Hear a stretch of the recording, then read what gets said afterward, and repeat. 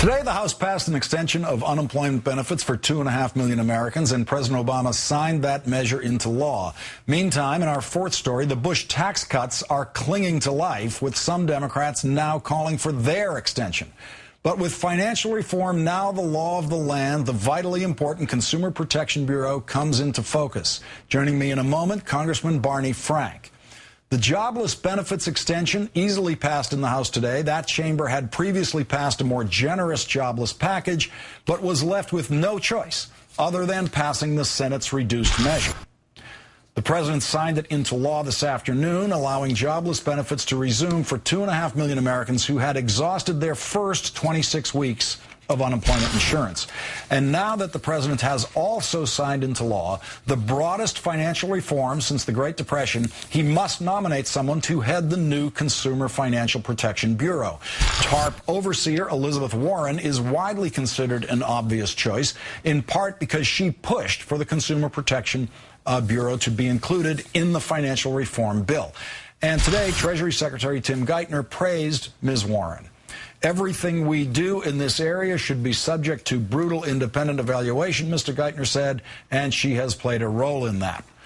Finally, now that the deficit-heavy Bush tax cuts are close to expiration, some Democrats are calling for their extension. The tax cuts would expire at the end of this year. Let's bring in the chairman of the House Financial Services Committee, Congressman Barney Frank of Massachusetts, whose bill, the Dodd-Frank Wall Street Reform and Consumer Protection Act, became the law of the land yesterday. Good evening, Congressman Frank. How important is the Consumer Protection Bureau within the law that you've created, and how important is it that Elizabeth Warren run that? It is essential to the bill and very, very important that Elizabeth Warren be appointed. First, understand that the consumer protection function is important on two levels. First of all, it will protect consumers. Until yesterday, when the president signed the bill, consumer protection was assigned in the United States government to the bank regulators, for whom it was an afterthought. Their primary job was, whether it was the Federal Reserve or the control of the currency, any of them, even the FDIC with a very good regulator, Sheila Bair, their main function was to worry about the health of the banks. Consumer protection took second place. It's also important because you will now have a cop fully on the beat. We passed a good bill last year to restrain the credit card companies from abuses. But once we passed it, they began to think of new abuses that we couldn't have outlawed because they didn't exist. Under the Consumer Bureau now in place, they will have the ability, once they've done something, if there's an effort to get around it or to do something new, they can stop it. But secondly, abuse of consumers was a contributing factor to the trouble we have been in. Subprime mortgages, one of the things this bill does, and you know the Republicans have made a big thing about how they were trying to stop these abuses. Nonsense. Exactly the opposite is the case. For 7 or 8 years, Democrats in the Congress have been trying to ban subprime mortgage abuses, the kind that people shouldn't get because they can't repay. The Republicans blocked that until we got into the majority and had a president we could work with. So this bill specifically says you cannot give people mortgages that they shouldn't get because they can't repay them.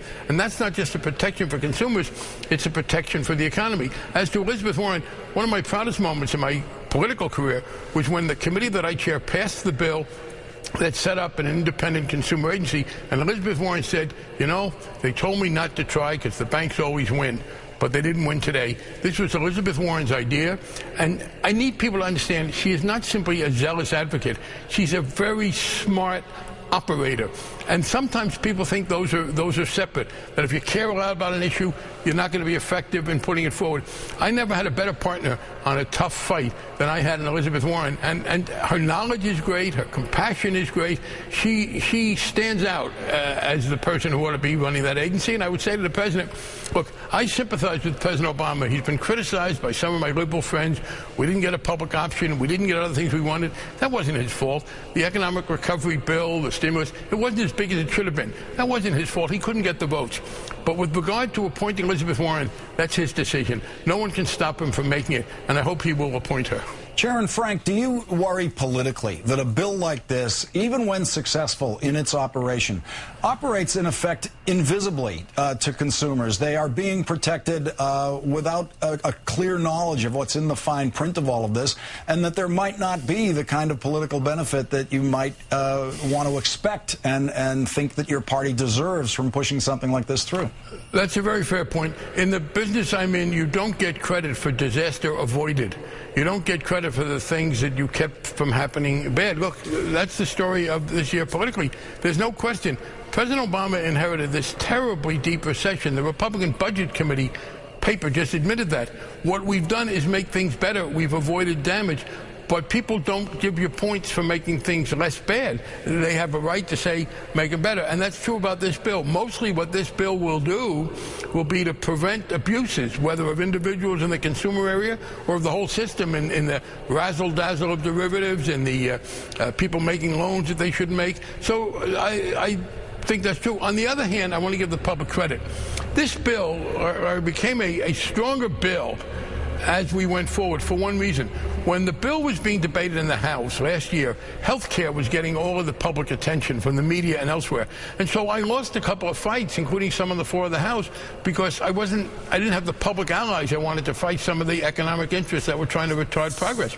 This year, when the Senate took it up, the expectation was, well, it's the Senate, they need 60 votes, it'll get watered down. Instead, it got strengthened. And then we went to a public conference, and that's one reason why I insisted, and Chris Dodd agreed, on a big public conference, because we knew the more the public was paying attention, the better this bill would be. Now, our job is to try and make sure public attention doesn't go away.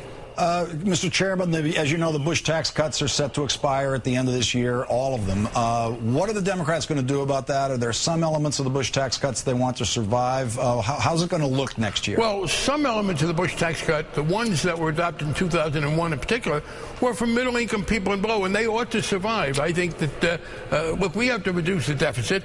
I have been pushing hard with Ron Paul, my colleague, to cut back substantially on this military overreach. You know, we wasted more money in Iraq than we're ever going to be able to make up in a whole lot of other domestic program cuts, which I don't support.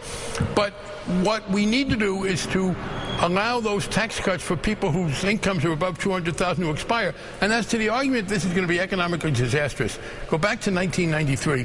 Bill Clinton got us to increase the marginal tax rate on that part of income, not the whole dollar income, but on that part of income above $150,000.